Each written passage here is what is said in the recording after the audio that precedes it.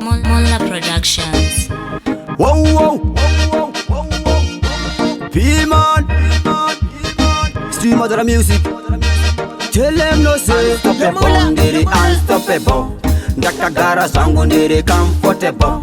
Mavingi vada kundi kawa kundebo. Asya mundi ita ini ya yesibo. Wow, wow, wangu kuna maimaka. Mavingi woni venga nisina maka.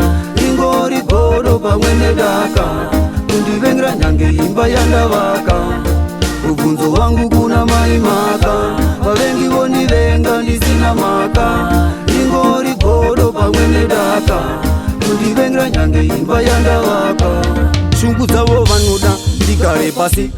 Kuita sechirezi chigara pasi. Amunga ndipedze nekuda kwemasasi. Mafanzi angu wariko wanosara pasi. Ndichavadziya vavingwi vangu kunge chusi. Asti madhara siri ndiro rwangu rudzi. Ngoma ndodzirova fanike mutokotsi. Andiona ngoma ndibate midzi. Alright, wangu kuna maimaka. Vavengi voni venga ndisina maka. Ingori kodo pamwene daka. Kundivengra nyange imba yanda waka. Ufunzo wangu kuna maimaka. Vavengi voni venga ndisina maka.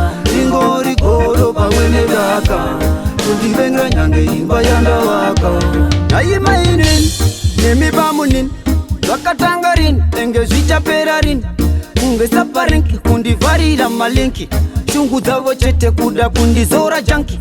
Unstoppable, ndiri unstoppable. Ndakagara zangu ndiri comfortable. Mavingi vada kundi kawa kundebo. Asya mundi ita ini ya yesibo.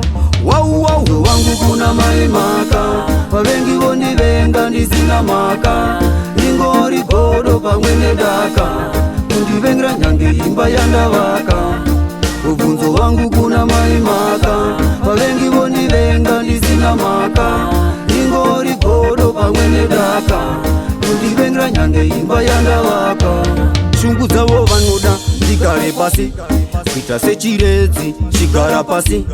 Amunga ndipedze nekuda kwemasasi. Mafanzi angu wariko wanosara pasi. Ndichavadziya vavingwi vangu kunge chusi. Asti madhara siri ndiro rwangu rudzi. Ngoma ndodzirova fanike mutokotsi. Andiona ngoma ndibate midzi. Alright, wangu kuna maimaka.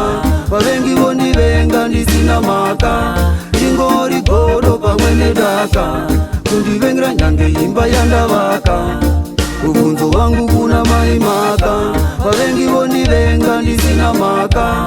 Ingori kodo pamwene daka. Kundivengra nyange imba yanda waka.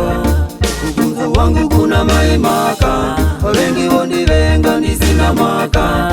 Ingori kodo pamwene daka. Kundivengra nyange imba yanda waka. Ufunzo wangu kuna maimaka.